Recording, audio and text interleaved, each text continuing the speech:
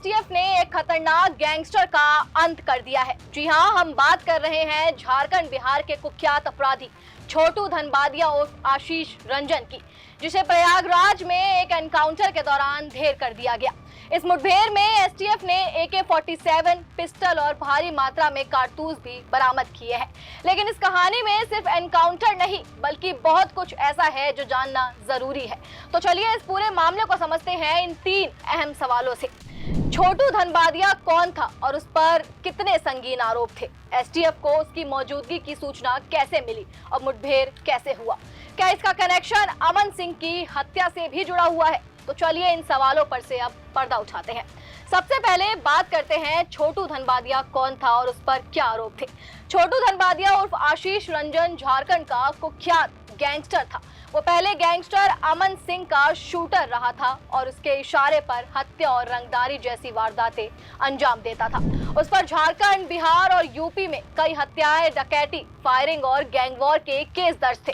सबसे चर्चित केस है 2017 में धनबाद के डिप्टी मेयर नीरज सिंह की हत्या, जिसमें छोटू मुख्य आरोपी था। इसके अलावा जमीन कारोबारी समीर मंडल, रंजीत साव और लाल खान जैसे नाम भी इसकी लिस्ट में शामिल थे।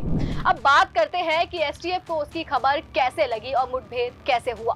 दरअसल एसटीएफ को इनपुट मिला था कि छोटू प्रयागराज में किसी बड़ी वारदात को अंजाम देने के फिराक में है। सूचना के बाद एसटीएफ ने उसे शंकरगढ़ के शिवराज चौराहे पर घेर लिया। पुलिस को देखते ही छोटू ने AK-47 और 9mm पिस्टल से ताबड़तोड़ फायरिंग शुरू कर दी।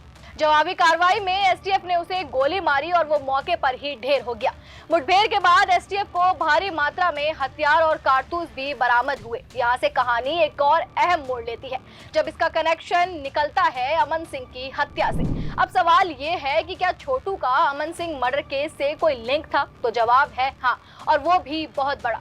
दरअसल अमन सिंह की 3 दिसंबर 2023 को धनबाद जेल में गोली मारकर हत्या कर दी गई थी।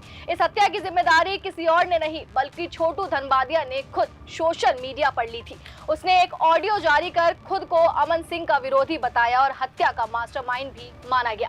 बाद में 3 गिरफ्तार आरोपियों ने भी यह बताया कि उन्होंने आशीष के कहने पर अमन सिंह की हत्या की। तो साफ है कि छोटू ने न सिर्फ अपने पुराने बॉस को रास्ते से हटाया बल्कि खुद की अलग गैंग बनाकर वर्चस्व बढ़ाने की कोशिश भी कर रहा था। इसी बीच एक और बड़ा इनकाउंटर हुआ था। यहाँ यूपी एसटीएफ ने 50,000 के इनामी बदमाश डब्लू यादव को मुठभेड़ में मार गिराया था। उस पर 24 से ज्यादा केस दर्ज थे, जिनमें हत्या, डकैत और रंगदारी शामिल है।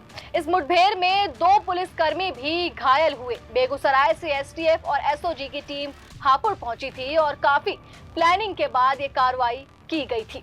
आपको बता दें, एक बार फिर एसटीएफ की सतर्कता और बहादुरी ने एक बार फिर दिखा दिया कि अपराध चाहे कितना भी बड़ा क्यों ना हो, कानून से ऊपर कोई नहीं। छोटू धनबादिया और डब्लू यादव जैसे कुख्यात अपराधियों का सफाया ये साफ इशारा है कि अब अपराधियों के लिए यूपी और आसपास की जमीन सिरकती जा रही है। चलिए फिलहाल इस वीडियो में इतना ही। खबर से जुड़ी हर छोटी बड़ी अपडेट के लिए देखते रहें खबर फास्ट का डिजिटल प्लेटफॉर्म। धन्यवाद।